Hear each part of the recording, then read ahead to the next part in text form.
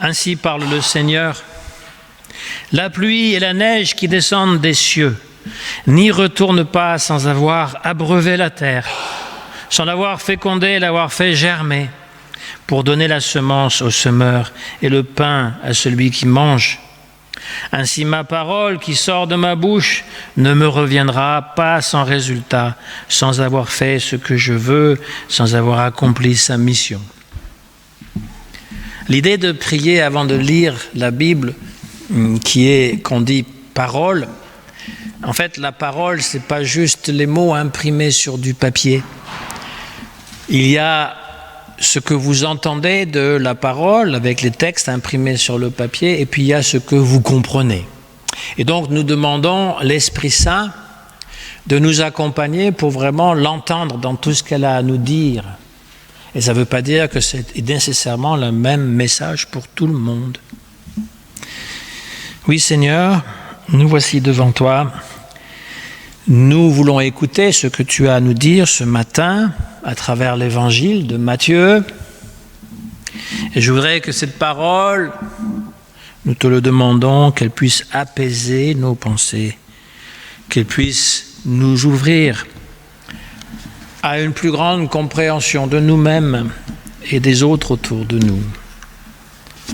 Au nom de ton Fils Jésus le Christ, Amen.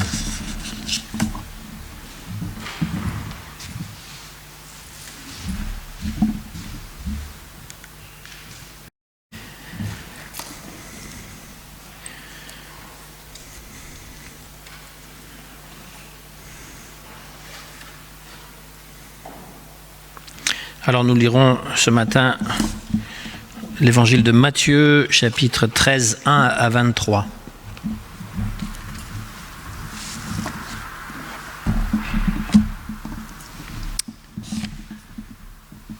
Ce même jour, Jésus sortit de la maison et s'assit au bord de la mer. Une grande foule s'étant assemblée auprès de lui, il monta dans une barque et il s'assit. Toute la foule se tenait sur le rivage. Il leur parla en paraboles sur beaucoup de choses. Et il dit : un semeur sortit pour semer. Comme il semait, une partie de la semence tomba le long du chemin. Les oiseaux vinrent et le mangèrent.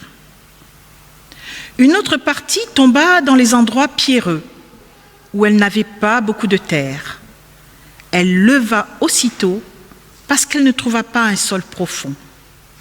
Mais quand le soleil parut, elle fut brûlée et sécha, faute de racines. Une autre partie tomba parmi les épines. Les épines montèrent et l'étouffèrent. Une autre partie tomba dans la bonne terre. Elle donna du fruit, un grain 100, un autre 60, un autre 30. Que celui qui a des oreilles pour entendre, entende. Les disciples s'approchèrent et lui dirent : pourquoi leur parles-tu en paraboles ? Jésus leur répondit : parce qu'il vous a été donné de connaître les mystères du royaume des cieux et que cela ne leur a pas été donné. Car on donnera à celui qui a, et il sera dans l'abondance. Mais à celui qui n'a pas, on en ôtera même ce qu'il a. C'est pourquoi je leur parle en paraboles, parce qu'en voyant, ils ne voient point, et qu'en voyant et en entendant, ils n'entendent, ils ne comprennent.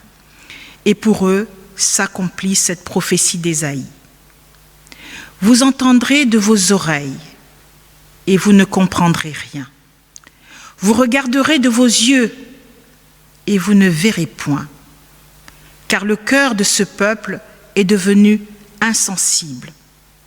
Ils ont endurci leurs oreilles, et ils ont fermé leurs yeux, de peur qu'ils ne voient de leurs yeux, qu'ils n'entendent de leurs oreilles, qu'ils ne comprennent de leur cœur, qu'ils ne se convertissent et que je ne les guérisse. Mais heureux sont vos yeux, parce qu'ils voient, et vos oreilles, parce qu'elles entendent. Je vous le dis en vérité, beaucoup de prophètes et de justes ont désiré voir ce que vous voyez et ne l'ont pas vu, entendre ce que vous entendez et ne l'ont point entendu. Vous donc, écoutez ce que signifie la parabole du semeur. Lorsqu'un homme écoute la parole du royaume et ne la comprend pas, le malin vient et enlève ce qui a été semé dans son cœur. Cet homme est celui qui a reçu la semence le long du chemin. Celui qui a reçu la semence dans les endroits pierreux, c'est celui qui entend la parole et la reçoit aussitôt avec joie.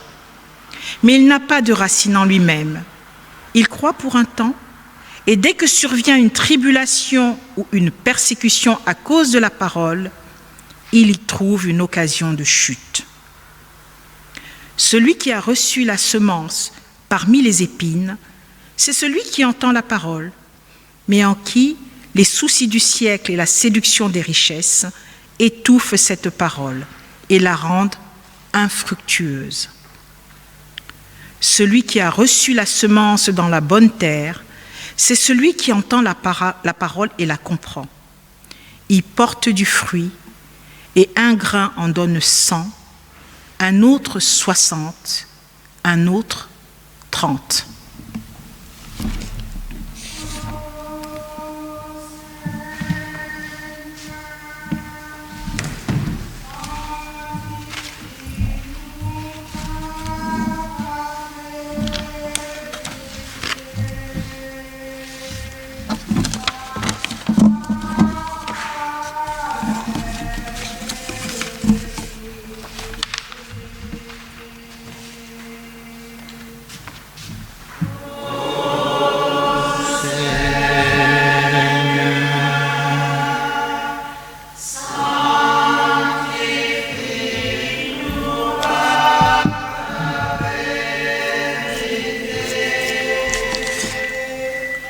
Ta parole est vraie.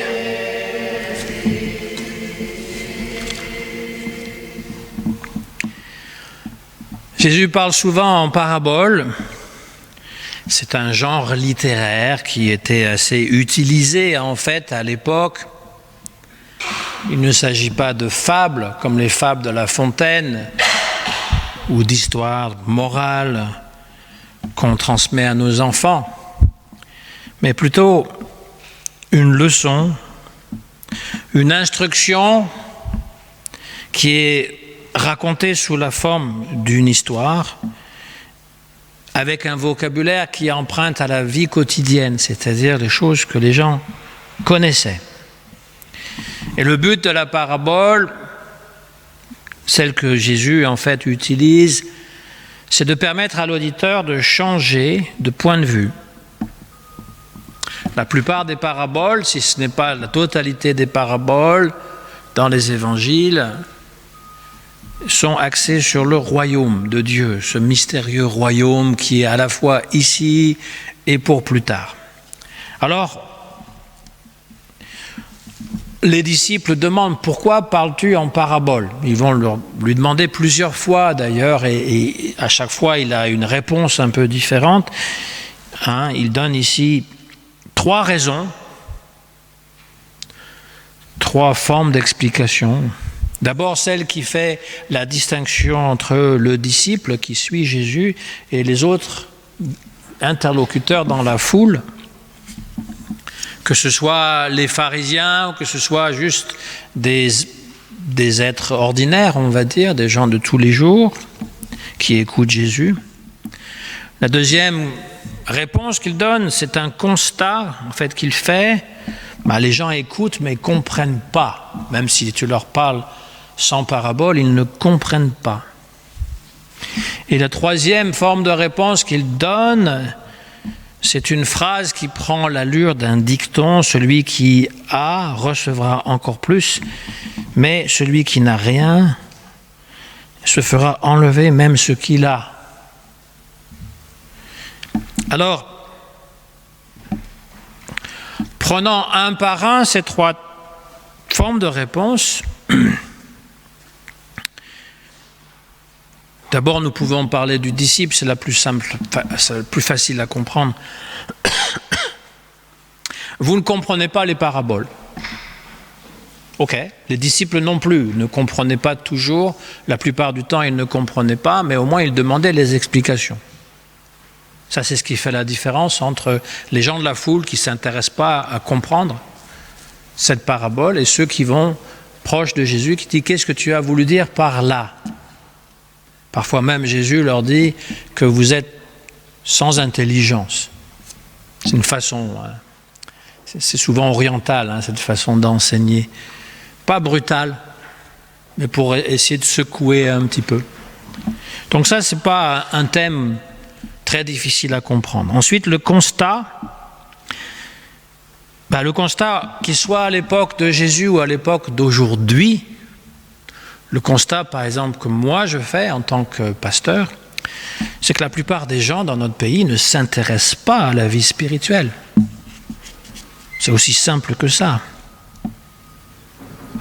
Déjà, le prophète Ésaïe disait « Leur cœur s'est alourdi, ils sont devenus durs d'oreilles, ils se sont bouchés les yeux. Du coup, leurs yeux ne voient plus, leurs oreilles n'entendent pas. Ils ne comprennent pas et ils ne veulent pas comprendre. » Et c'est typique, en fait, de cette pensée que la plupart de nos contemporains dans les sociétés occidentales ont de la religion ou de la spiritualité. D'abord de penser que la religion est basée uniquement sur des croyances et des croyances invérifiables. Et ils ne comprennent pas que ce que la science leur dit, ils l'acceptent comme des croyances. Ils ne vont pas vérifier si c'est vrai, ils acceptent. C'est la même chose pour toutes les informations qu'ils reçoivent dans les médias. Ils ne cherchent pas à vérifier si c'est vrai. Ils prennent ça, c'est des croyances. Je ne dis pas qu'elles sont vraies ou fausses, je dis simplement que c'est basé sur des croyances. La croyance à l'évolution, par exemple, celle qu'a élaborée Darwin au XIXe siècle, elle n'a jamais été prouvée, mais pratiquement 99% des gens pensent que c'est une réalité. Nous étions avant des singes, des poissons, des amibes, et c'est la nature elle-même sans l'aide d'un créateur qui a évolué. Donc il y a des chrétiens qui disent oui, d'accord, Dieu a utilisé l'évolution, c'est la façon qu'il a faite, on appelle ça les créationnistes. Mais c'est une croyance, ni plus ni moins, avec ce dogme de l'adaptation. C'est-à-dire que seuls ceux qui sont les plus adaptés vont survivre. C'est terrible dans une société qui finalement, je ne dis pas la nôtre, mais dans des sociétés qui pourraient vouloir décider, il y a juste ceux qui sont les plus adaptés qu'on va garder. C'était le projet d'Adolf Hitler, d'éliminer tous les inadaptés, c'est-à-dire les étrangers, les malades mentaux, ceux qui sont handicapés d'une façon, les vieux, bien sûr, ceux qui sont plus utiles, qui finalement ne rapportent plus rien à la société et en plus qu'il faut entretenir. Donc on élimine, c'était le projet, d'éliminer tous ceux, sauf ceux qui sont adaptés. Voilà. Donc ça c'est une croyance extrême. Ça c'est l'extrême croyance, on appelle ça le darwinisme social. C'est-à-dire qu'on va éliminer toutes les personnes qui ne sont pas adaptées. La croyance à l'économie, c'est dur comme fer dans nos sociétés.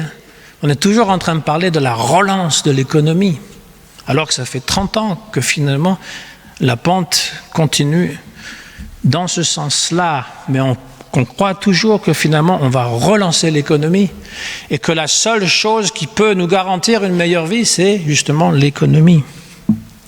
La croyance en la démocratie, Demos Kratos, la force du peuple, cette démocratie, elle se limite uniquement à voter. Et même pas pour les gens que vous voulez. Vous voulez soit Pour l'abruti numéro 1 ou pour le salaud numéro 2? Vous choisissez qui? Et après, on ne vous demande rien. On ne vous demande pas votre avis sur tout ce qui est les décisions qui vont être prises, mais on continue à penser, on est très libre.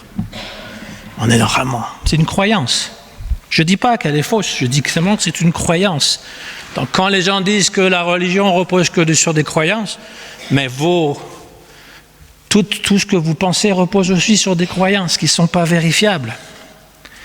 Et puis, l'autre chose, c'est que les gens vont dire la religion, elle ne fait qu'opprimer la population.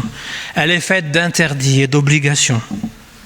On était toujours en train de dire il faut faire ci, il ne faut pas faire ça, il y a des choses qui sont interdites.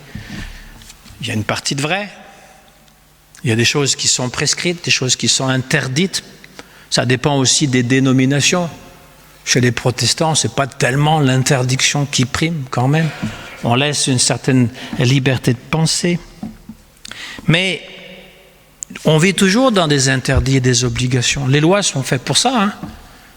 On vit toujours sur des interdictions sauf qu'on va être convaincu que c'est pour notre bien. Mais que ce que la religion propose, ce n'est pas pour notre bien quand même. Je ne vais pas aller dans les détails. Ensuite, ils pensent que la religion est une illusion, une fuite hors de la réalité. Ça, c'est vraiment présent dans la société. La religion ne sert à rien. C'est de l'opium. C'est une fuite de la réalité. Et ils ne comprennent pas que la réalité est indéfinissable. C'est quoi la réalité? Chacun construit finalement son monde à partir de ses propres valeurs, à partir de ce qu'on lui a inculqué, et voit finalement la réalité selon une définition très particulière qui peut être discutable. Hein? Quant à la fuite hors du monde, on n'a pas besoin de la religion aujourd'hui. Vous avez l'Internet, vous fuyez en permanence. Vous avez la distraction, le divertissement perpétuel qui permet qu'on fuit constamment la réalité qui est là. Et puis si ça va vraiment mal, vous avez encore l'alcool, les drogues ou même les prescriptions médicales. Elles sont parfois aussi dangereuses, sinon plus que les drogues illégales. Et voilà, pour ça, cette deuxième explication de Jésus, il n'en dit pas tant, bien sûr, mais ça sous-entend tout ça. Ils entendent et ils ne comprennent pas. Donc, voilà. Ensuite, cette fameuse phrase qu'il donne, celui qui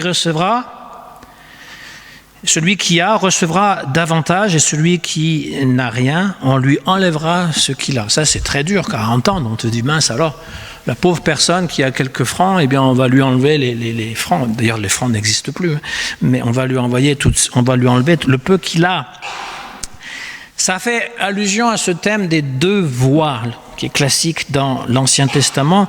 On arrive à la croisée des chemins et on doit se poser la question de savoir si on va à droite ou à gauche. Et donc il y a un chemin qui mène vers la vie, un chemin qui mène à la mort. C'est ce que Dieu dit à Moïse, choisis la vie, dis à ton peuple, je mets devant toi la vie et la mort. Et l'idée c'est que si on prend la bonne direction, chaque pas que nous faisons nous rapproche du but. Donne au sage de la sagesse, il deviendra plus sage. Mais si par malheur nous choisissons la mauvaise direction, chaque pas fait dans ce sens nous éloigne du but. C'est ça que ça veut dire. C'est-à-dire que c'est nous-mêmes qui nous éloignons, qui finalement nous ne sommes plus réceptifs. On a toujours ce choix. Et donc pour Jésus, dans ce qu'il dit, le choix est clair. Ou bien on écoute, on entend, on ouvre ses oreilles pour laisser la parole de Dieu nous instruire. Ou bien on refuse d'entendre, au risque de devenir de plus en plus dur d'oreille. C'est ce qui arrive dans notre pays. Les gens sont durs d'oreille par rapport à la parole de Dieu. Et même une prophétie disait, il viendra un jour où ce ne sera pas le manque de nourriture. Il y aura une famine dans le pays, ce ne sera pas le manque de nourriture, ce sera le manque de la parole de Dieu. Il manquera en fait cet intérêt pour un but supérieur. Et on est en plein dedans. C'est vraiment de ça que nous souffrons le plus, en fait. Alors, il donne la parabole du semeur. Cette fameuse parabole, on a quelqu'un qui a des graines, et puis il est un peu C'est pas un ouvrier très concentré, il balance ça à tout va. Ça tombe sur le bord du chemin, sur les ronces, dans les sols pierreux, et puis sur la bonne terre. C'est sûr que quelqu'un qui travaillerait pour un patron qui ferait comme ça, il serait tout de suite viré. Mais là, c'est une parabole parce que ça veut faire comprendre quelque chose d'autre que simplement une histoire, une belle histoire. Jésus est la parole du Seigneur venu habiter parmi les hommes. Mais sa parole trouve difficilement le terrain favorable dans lequel elle pourra germer. C'est ça l'idée.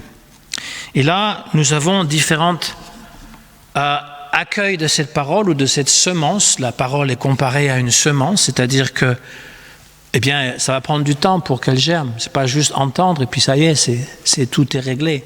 Ça va pouvoir germer dans notre cœur. Le cœur est le terrain. Et donc, il y a un terrain qui, finalement, est sur le bord de la route, au bord du chemin. Et donc, puisque c'est sur le bord de la route, ça ne va pas prendre. Et là, il explique, puisqu'il explique à ses disciples, c'est l'esprit mauvais qui s'empare de lui, l'ennemi. Vous savez, Satanas en hébreu, Satan, ça veut dire celui qui accuse. Et le diable, diabolos, ça vient du latin, ça veut dire celui qui divise. Et nous sommes divisés dans la société. Aujourd'hui, on nous demande toujours de prendre parti pour les conflits qui se passent dans le monde. Il faut être soit avec l'Ukraine, soit avec Poutine. Pourquoi ? C'est comme ça. On nous oblige à choisir. Il faut être soit avec les policiers, soit avec les émeutiers. Pourquoi ? Pourquoi est-ce qu'on ne peut pas réfléchir ? Il faut absolument diviser. Parce que ça, c'est vraiment le principe du malin. Mais le malin, il peut être à l'extérieur de nous. Ça peut être les terroristes, l'armée russe, les émeutiers. Mais ça peut aussi très bien être à l'intérieur de nous. C'est-à-dire qu'à l'intérieur de nous, il cohabite cette part bonne de nous qui veut faire le bien et cette mauvaise part. Freud l'avait bien exprimé quand il disait qu'il y avait à l'intérieur de nous une pulsion de vie qui nous poussait à aimer la vie, aimer les autres, et une pulsion de mort qui finalement nous poussait à vouloir la détruire, cette vie, à détester l'autre, quel qu'il soit. La plupart des gens ne connaissent même pas qui sont les Russes, mais on les déteste, parce qu'on nous demande de les détester. Ils ne savent pas non plus qu'il y a beaucoup de Russes qui ont des origines ukrainiennes et vice-versa. Mais je ferme la parenthèse, puisque ça ne servira à rien de toute façon. Mais la pulsion de vie et de mort, elle est à l'intérieur de chacun de nous. Et donc, la parole peut tomber sur nous lorsque nous sommes dans une pulsion destructive, pleine de colère. Donc elle ne peut pas germer. Parce qu'en fait, c'est bien ça, vous avez compris que c'est pas « Ah ben moi je suis tel terrain ». Parfois on est tel terrain, parfois on est tel terrain, parfois on est tel terrain. Ça dépend des moments. Ça dépend de notre humeur ou surtout de nos émotions du moment. Donc ensuite, nous avons la parole qui tombe dans les ronces. Les ronces, eh bien, ils peuvent difficilement pousser, c'est-à-dire, Jésus explique que la personne entend la parole, ça l'intéresse, c'est très bien, mais il est déchiré par les soucis du monde, par les séductions de la richesse, et ça étouffe la parole qui ne peut pas donner de fruits. Et ça, donc, les gens qui finalement... Il y a aussi celles qui tombent sur le sol pierreux. La parole peut pousser un petit peu, mais comme il y a des pierres, ça ne va pas pousser, il n'y a pas de racine qui peut s'implanter. Et ça, ce sont les gens qui finalement disent « Ah ouais, j'aime Jésus, je crois en Dieu, je suis prêt à suivre, mais à première difficulté, on abandonne tout. » Et puis il y a la parole qui tombe sur un terrain fertile et qui va donner du fruit, 60, 30, etc. Et donc l'idée c'est que lorsqu'on est parfaitement ouvert, cette parole, elle peut fructifier. Mais la conclusion de cette parabole, c'est que le règne de Dieu ne s'établit qu'au travers de nombreux échecs. Il y a des moments où la parole n'a pas pu finalement germer en notre cœur parce que nous n'étions pas disponibles. Entrer dans l'intelligence du royaume, comprendre. Que si les gens ne comprennent pas, c'est parce qu'ils ne veulent pas comprendre, tout simplement. Les gens qui disent « je ne crois pas en Dieu » se disent facilement plutôt agnostiques que athées, mais un agnostique, ça veut dire « je ne sais pas et je m'en fous », en gros. Je ne cherche pas à le savoir. Et donc, le manque d'intelligence par rapport aux choses spirituelles, c'est simplement de ne pas s'y intéresser, parce qu'on pense tellement que les ronces et puis le sol pierreux sont plus importants. Et donc, entrer dans l'intelligence du royaume, c'est un don. Jésus dit à ses disciples, à vous il est donné de connaître les mystères du royaume des cieux. Heureux vos yeux parce qu'ils voient, et vos oreilles parce qu'elles entendent. Celui qui a reçu la semence dans la bonne terre, c'est l'homme qui entend la parole et la comprend. Il n'est pas là toujours en train de juger, d'analyser, oui, mais il la comprend. Ça veut dire avoir un cœur disponible, ouvert, capable de recevoir de Dieu la lumière qui vient de lui seul. Et cette disponibilité, eh bien, on doit la concevoir et la recevoir comme un cadeau. C'est un cadeau qui nous est fait. Si nous sommes disponibles à la parole et que nous comprenons ce que Jésus veut dire par le royaume et par l'amour de Dieu, eh bien, nous sommes bénis. C'est un cadeau. Je vous le souhaite aujourd'hui. Amen.